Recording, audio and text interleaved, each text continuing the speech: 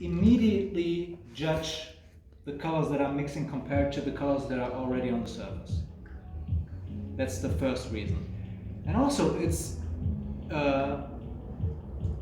just so much more efficient because you have very short traveling distances. Yeah, it is, because if you think about it, if you for example put your palette here, the moment you mix and go back, you've already, or the other way around, the moment you look, you've already forgotten while you're mixing how the color is supposed to look. So if you have it here and if you mix it there, it makes things infinitely easier actually. So What brand of paint do you use? it really depends. So these are from Rembrandt. It's just regular oil paint. But I also have oil paint from other companies like Schminke. This is Schminke Mussini. It really depends on the color because all colors look different depending on which company you buy from. Yeah. And for this cube, I probably will only need black and white. But as you can see, it's a lot of paint.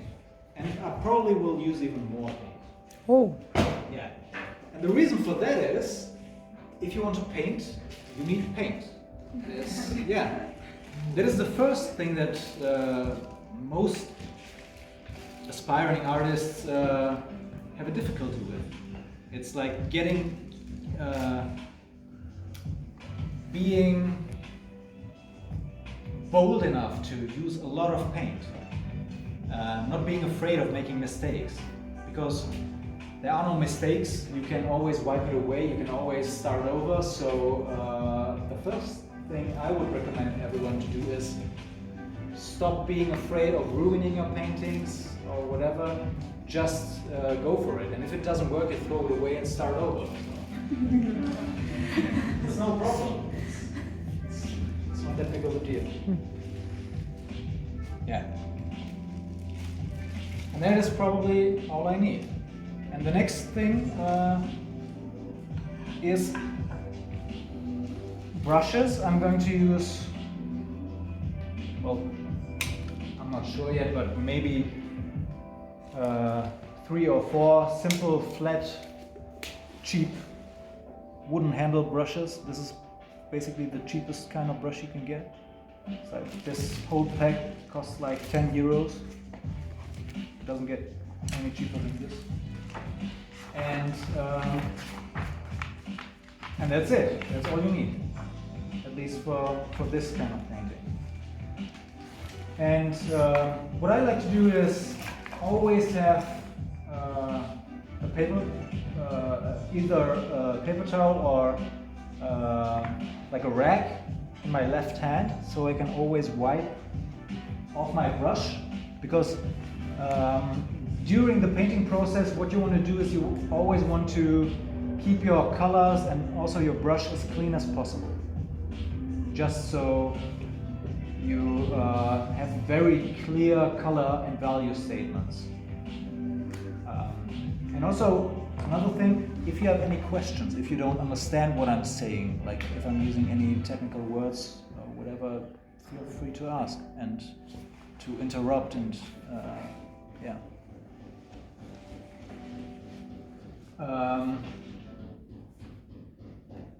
Yeah, so how do I start this? How do I approach this? When you start your paintings, the first thing I noticed is that you all did it in a very similar way. Most of you started painting this dark area here, and that is actually the worst thing you can do. Oh. Yeah, and I'm going to explain why, because actually I'm going to show you why. It's probably much easier to understand that.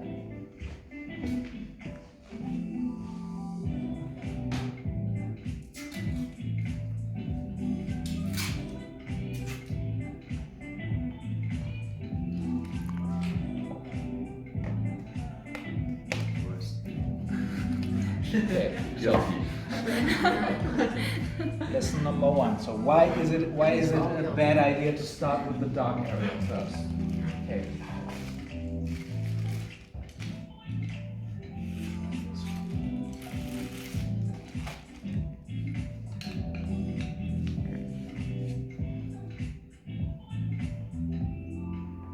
So let's assume you've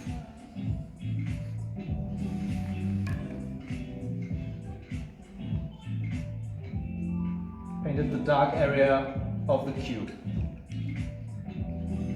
Then the next thing you do is you're probably going to paint either the background or the lighter areas.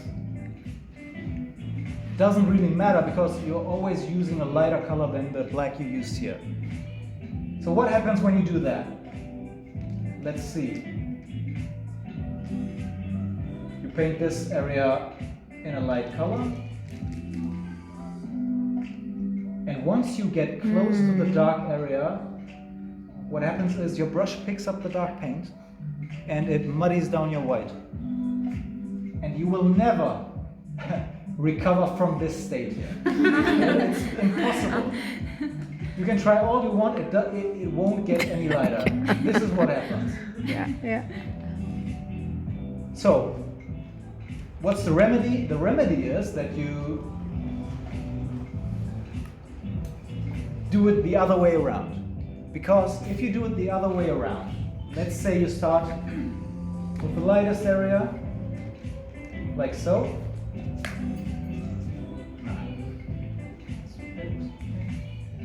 And then you take your brush that you use for the dark paint. I'll do it this way. Now, look what happens. It will pick up white, but the white doesn't have nearly the tinting strength of the black. So what happens is you can always go back with black paint and readjust. Yeah, thank you, honey. Infinitely easier now for me. Now look, I'm doing basically the same thing. It still picks up the paint, but whenever I take the black, I can go in there and readjust and create a very sharp line between the two colors. So, what does this mean for our painting here? It means that in order to create all these straight edges and clean lines, we have to build it up or construct the painting in a way that makes sense. And the way that it makes sense is we start with the lightest areas, and then we go to the darkest. Okay, let's do it.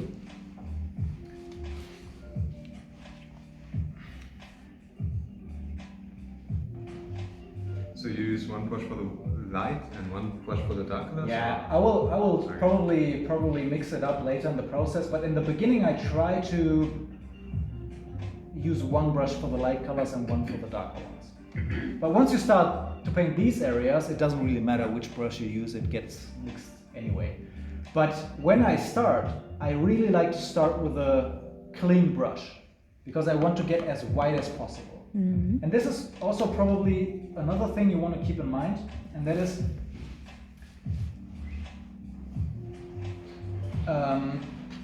figuring out what your lightest color is and then also figuring out what your darkest color is.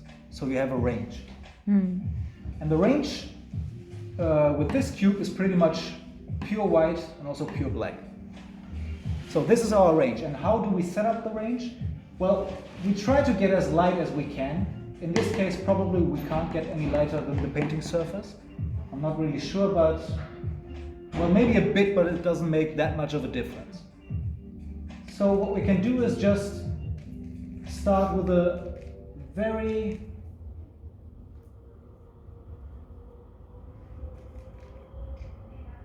Why do you use such big brushes? Why? Yeah. Because I want to quickly fill out the painting surface. It takes forever to use a small brush. So, there's the lightest color. Also here, it's the same.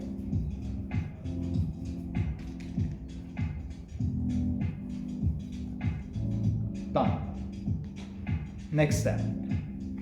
Now we go on to we move on to paint the areas that are a bit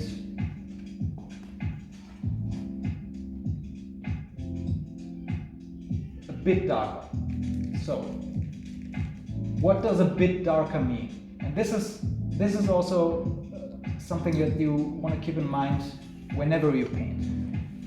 You don't have to mix this color exactly. It doesn't really matter. The only thing that matters is that you have that you do something that you could basically describe as comparative mixing. And that means the relationship has to be the same. So this area is always lighter than this area. Mm-hmm. This area is always lighter than this area. And so on. Mm-hmm. And that is something you always have to keep in mind and readjust while you're painting. So, a bit lighter. How can we paint it a bit lighter? Well, this is the color I used to paint these areas, Mm-hmm. right? Mm-hmm. Well, if I just go in there and mix it next to the color we used to paint these areas, Okay. it's quite easy To see. to judge. Mm-hmm. You know, is this a bit light, a bit darker than this color? Yeah, it is, and it's probably already enough. Maybe a bit more. And as you can see, the way I'm mixing is also very specific, because I'm not doing this to mix the color here. This is loading the brush. I try to get as much paint as I can onto the brush, because the more paint I have, the bolder and the more right and the more how do you say,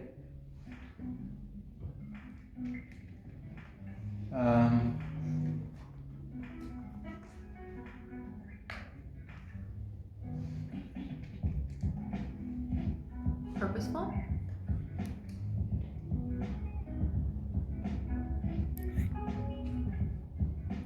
no. Impregniert? I'm lost. I don't know what I'm trying to say. Well, it doesn't matter. As you can see, it's a bit lighter, and that's all that we need to know.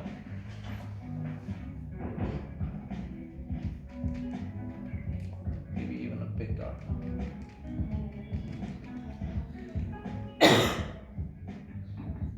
So, can you notice anything else here? Of course you can. It's of course a rhetorical question. I'm completely ignoring the lines. Okay. This doesn't seem to make sense, but it will. Because for now, all that I'm trying to do is I try to create this gradient, Mm-hmm. like from here to here. That's all I'm trying to do, nothing else. And you can also go back, since we haven't used an excessive amount of paint, you can always go back and readjust a bit, like this. Okay. But it's also not really that necessary. Okay. From there I will go on to paint this area.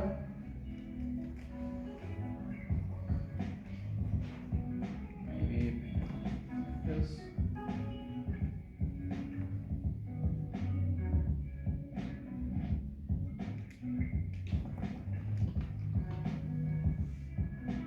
So at the beginning of this whole process, it's not easy to accurately judge if this is lighter or darker, and that has to do with the white of the painting surface. It will only get easy once you have put down paint on the whole surface, because then you can compare and also accurately judge whether or not you've been able to mix the right value. But for now, we will just approximate, and that's actually operative word for most of what we're going to do in the early stages of the painting process. We're just trying to approximate.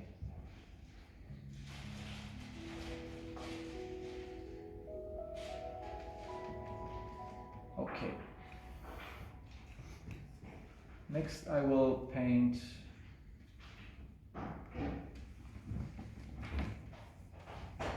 the darker area.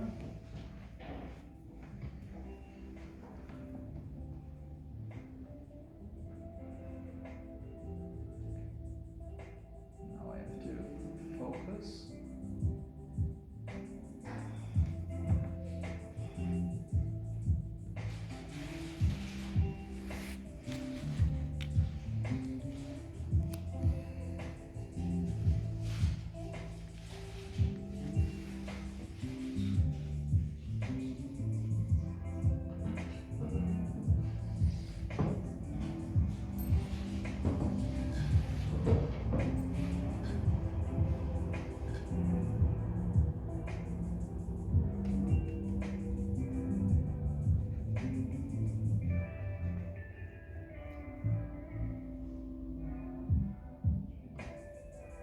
Okay, that's good enough for now. The edges don't have to be perfect at this stage. Next thing is this area, which is basically pure black. Can I ask something to the Yes. concerning the thing you painted before? You did everything black, even though there is like some lighter areas on the back side of the cube. You mean this area? Yes. Yeah. And I will get to that in a bit. Okay. Because lighting up the dark paint with a bit of white, I mean, what's easier than that? We can always light this up. We can turn it into white, but we also don't need to. We just have to make it a bit lighter. But I will do that once I've put down paint everywhere. That's also where the real painting process begins. This is all preparation. That's what we call in painting setting up the whole painting.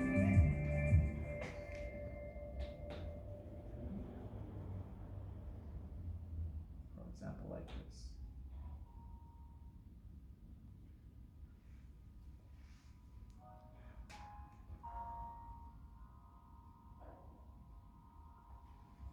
So now I have a question. Now you made the dark part of the cube and of the shadow. Yeah. When you draw the background, you will have to use some light colors next to the dark ones again to make it bleed, right? Where? Like at the bottom of the super dark area. Yeah. No, to the left. I mean, directly under the black, we'll have to use light colors again. Yeah. But it's not that light. Okay, so. It's really not that light because it is probably something like this, right? Maybe something like this. And this wouldn't be considered a light color by any means. This is a dark color.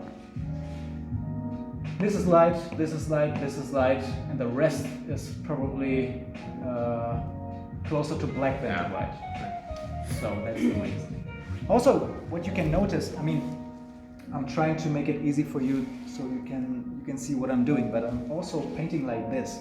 I mean, if I could, I would go back even more. And the reason is because I wanna see, I wanna compare.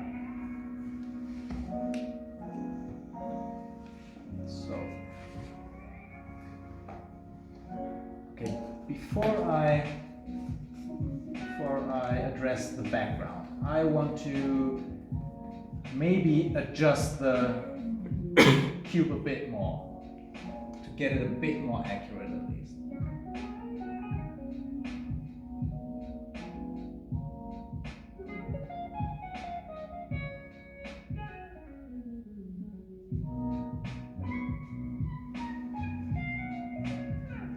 Actually, this is what I do in the studio. I don't really bother with painting towels and such. I do it like this. Because it takes so much time to travel all these distances. This is actually much easier. Your German efficiency is showing. Yeah. And I'm not even German. So. It can be learned. Obviously.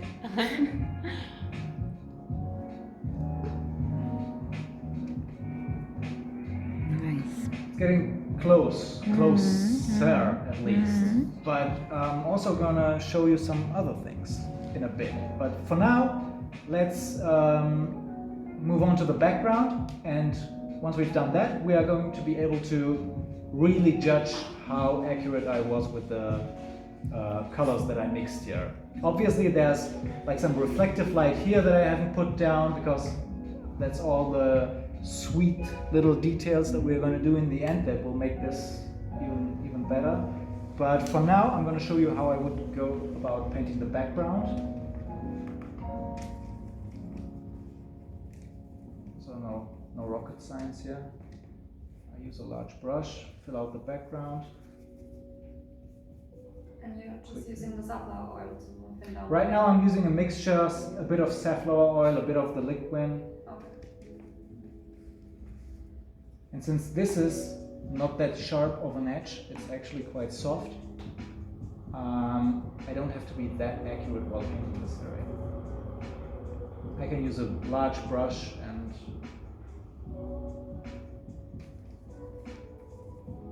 try to do it in one swoop.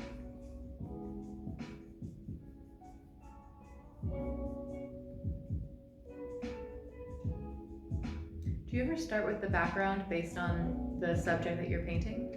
Yeah, sometimes I do, but most of the time I don't, and there's also a very good reason for that. Because, actually, I'll come back to that in a moment. Okay. Because it will get clear, a bit more clearer. So let me fill this out. Now, this color here, it is a mid-tone, and I can push it either way. I can make it darker, and I can also make it a bit lighter. There's no problem. So that is always a good place to be in. Same is probably true for this area.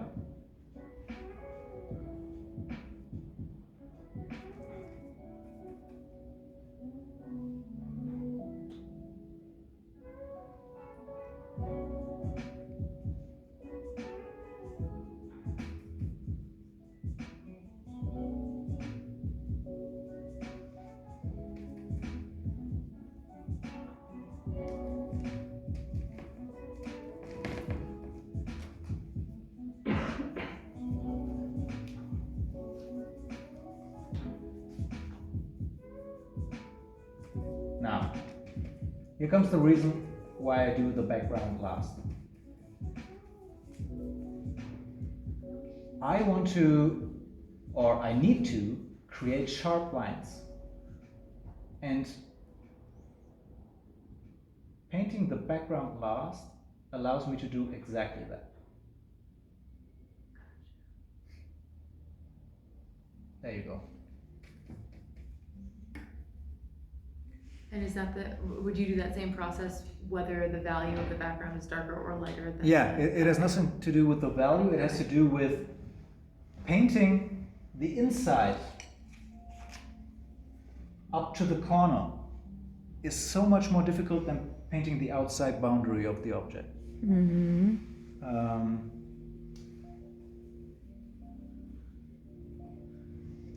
And also, can you notice how easy it is if you have the paint right next to your painting surface, just to go back and forth between the painting surface and the palette. So now comes this area here.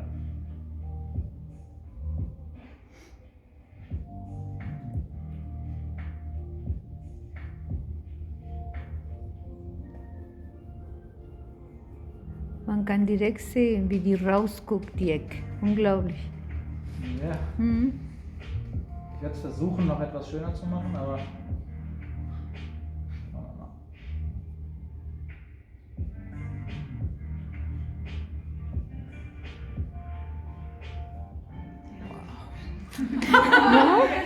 Boah.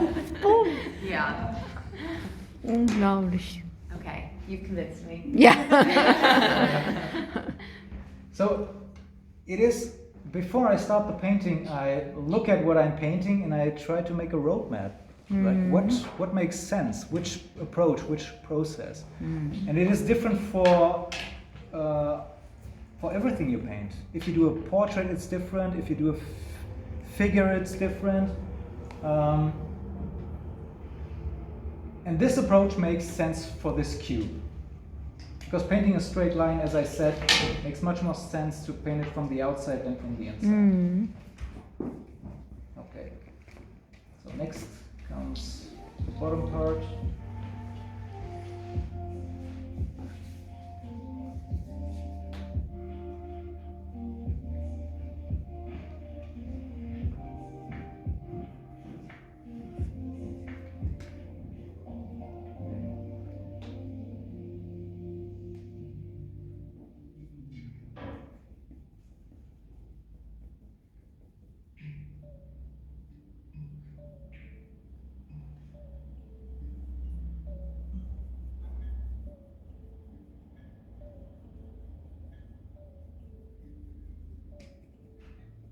This part.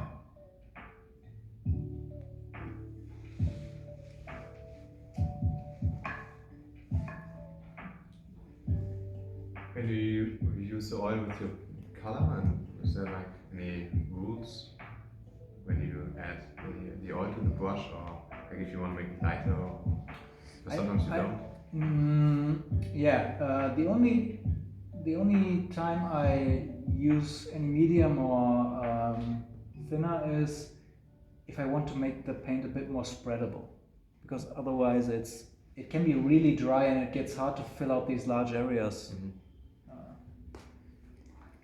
That's basically the only reason I'm using it most of the time.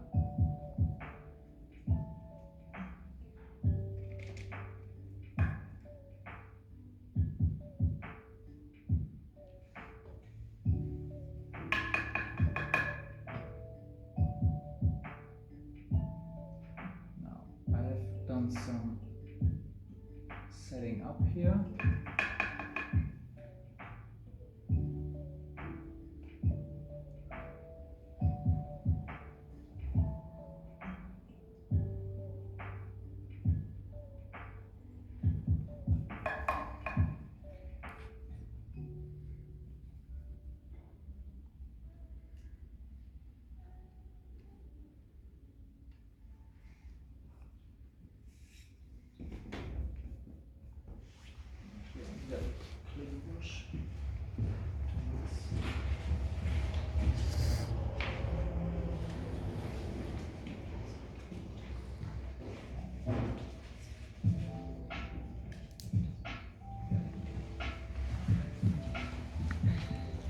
Okay, large brush, even larger than these. And I'm going to use this just to clean this area up. Like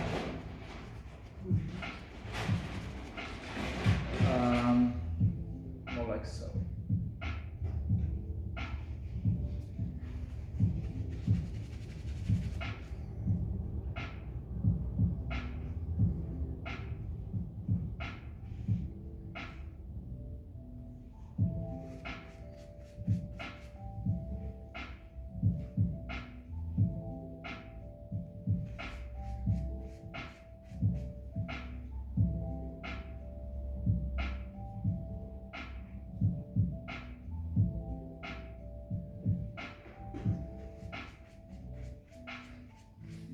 Okay, and now we can start to make all the small little adjustments to get even closer to the reference. You can immediately see, as I mentioned before, the reflective light here. This area is a lot darker this area is quite a bit lighter. So let me go back and readjust.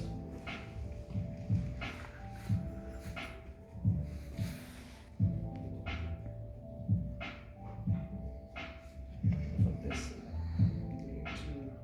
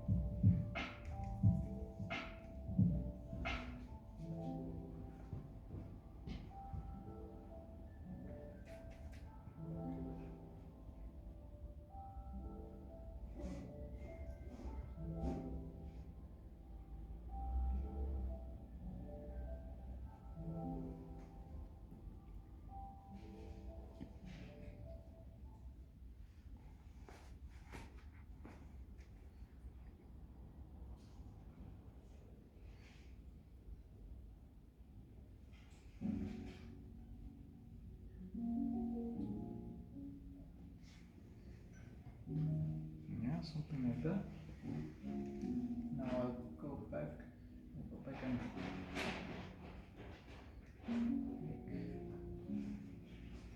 area a bit darker.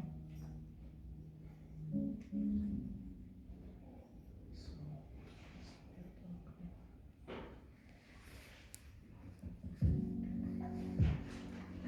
How are you doing it that you don't see like brush strokes?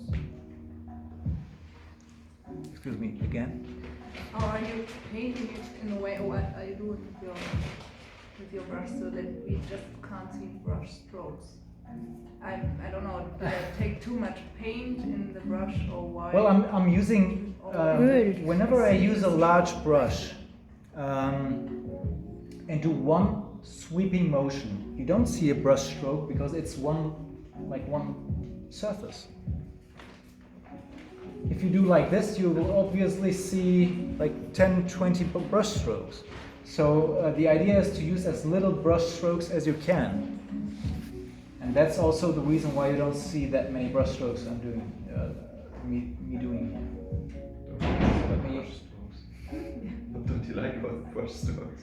That It's the a colors painting. are like, yeah, but it's like they're It looks like mixing. You know when you draw a black line and there's like white stuff in it, but not as a Kinda has like- surface, but as a As if like smooth, like otherwise it kind of has that zipper effect where you have like dark over light. Mhm. Yeah.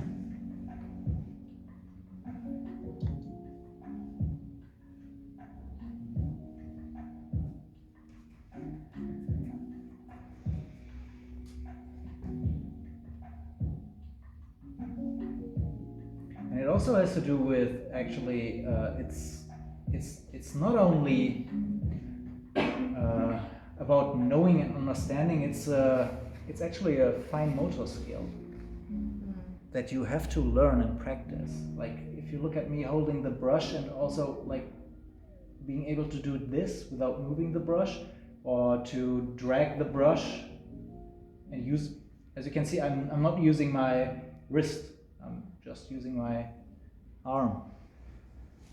And that is something you can only learn by years and years of practice, actually. Mm. It's not the other way. Okay.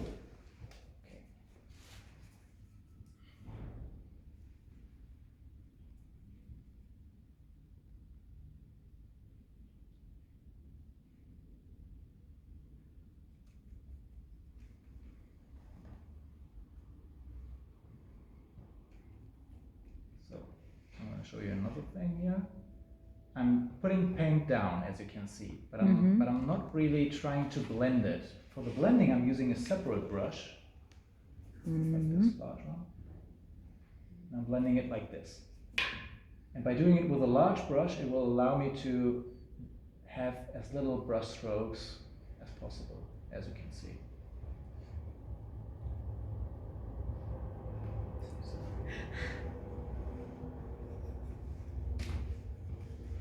And also the same here. But that's also not that important, this area here, this vignette effect. can do it, you can leave it, it doesn't really matter, to be honest. Okay. Next thing I would like to adjust is this part.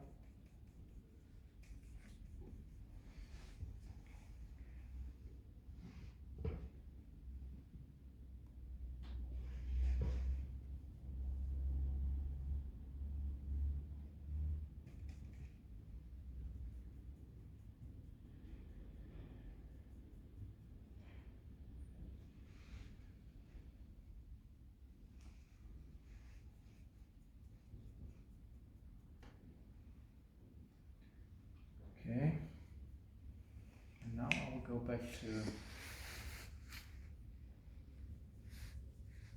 area.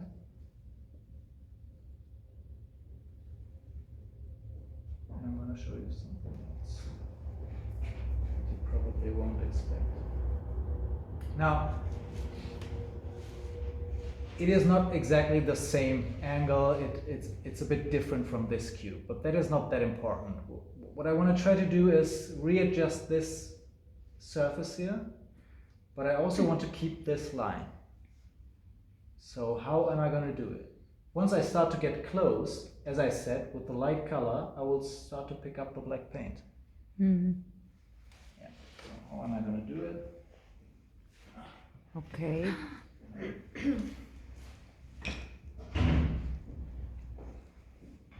Take this, put it on top. So it's Easy as that. Exactly. And it doesn't damage the surface under it. Well, As long as maybe. you don't. Maybe, but It's still nasty. we'll address that once we've adjusted this area, because I really want to adjust it.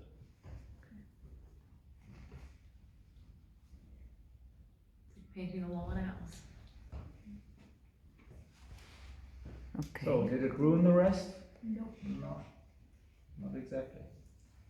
And that's also what you were talking about, right? With the airbrush. Mm, It's the same principle. exactly. And yeah, and we can do the same here now. You know, we can also go back and readjust this area. There will always be a bit of mixing, a bit of destroying some parts here and there, but that's also not a problem. It's a part of the painting.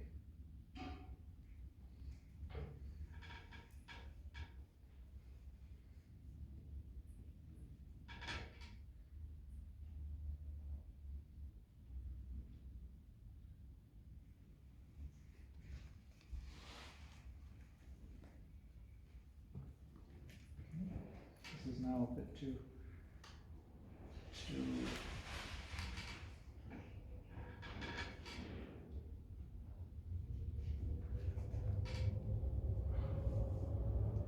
so.